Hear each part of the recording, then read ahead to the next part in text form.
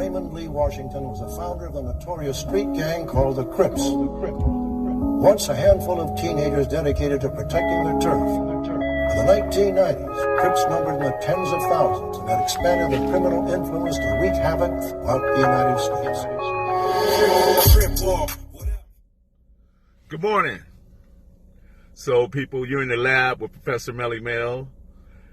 And this is like the next day after kmvideos. Yesterday we had the opportunity to interview Big U with conjunction with Netflix. And the interview was profound, thought-provoking. And we asked, were there any topics off the table? And Big U said he would answer all questions. And he did just that.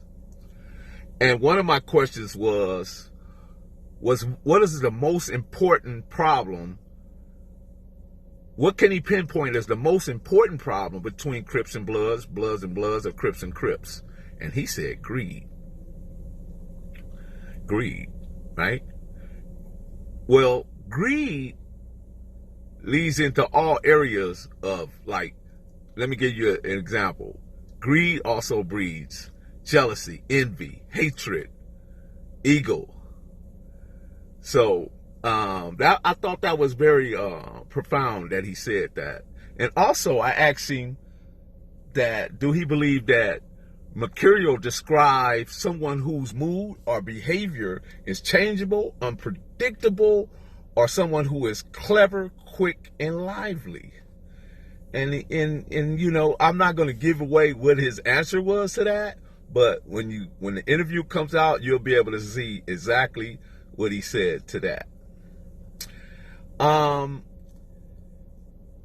The interview overall was a moment for me to take in just how well read this brother was, the things he read and things he understood, and things he are doing today are just remarkable in itself. Very good brother. I have no expectations, or I don't put anything, pre-thoughts in my mind about anyone or anybody. I go to the interview ready to give answer questions, and respective answers come back, right? So what I got from Big U, great energy, great energy. As a matter of fact, none of the videos that these people are putting out over the airwaves where you don't see their face, they're in a dungeon or somewhere and hiding away over anywhere from East Coast to West Coast and mischaracterize his brother in a way and slander his name, they are information poor. They are very information poor, because he went into his phone and he pulled up the text messages from Nipsey a day before Nipsey lost his life. The day before he lost his life. And I read those text messages. And I'm not going to tell you what they said, but I could tell you this. Nipsey had a profound love for this brother, and this brother had a profound love for him. There were nothing in the text messages that describe anything that you hear from these people that won't give their name, won't show their face over the internet. Secondly, this brother's personality was real high. He's very high spirited, and he just believed in winning, man. The brother is a winner, you know. So all this stuff that was said about him, not true. Not true whatsoever.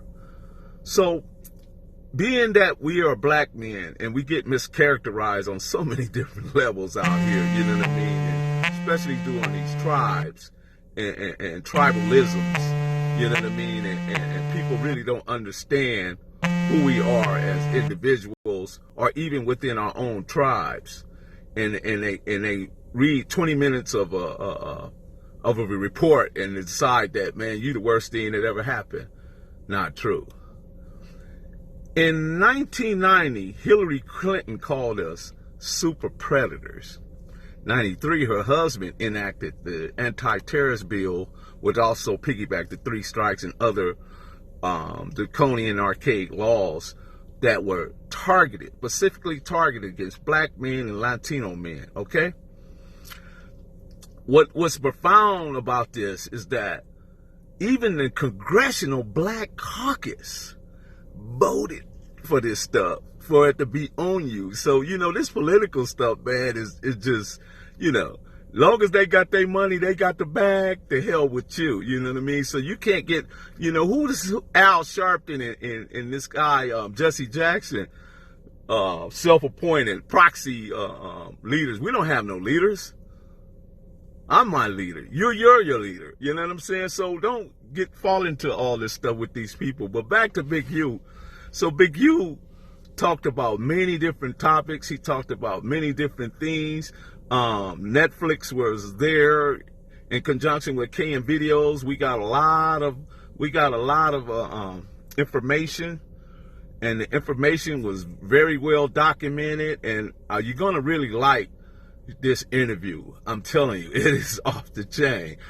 Joe Rockhead was there. Joe Rockhead and Big U, they definitely had a relationship. We talked about 4800.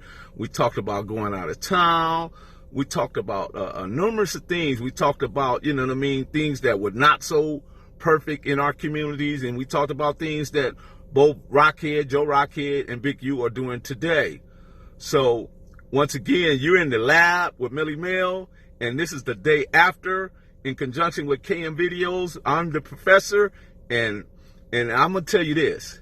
The temptations are the temptations, and the spinners are the spinners. But David Ruffin left the temptations, and the temptations were still the temptations. But David Ruffin wasn't a temptation. Felipe Wynn left the spinners, and the spinners were still the spinners. And Felipe Wynn wasn't a spinner. So I'm telling you to say this. Myself, KevMac, S-Mac, we're a great trio, and we plan on being in this for the long run.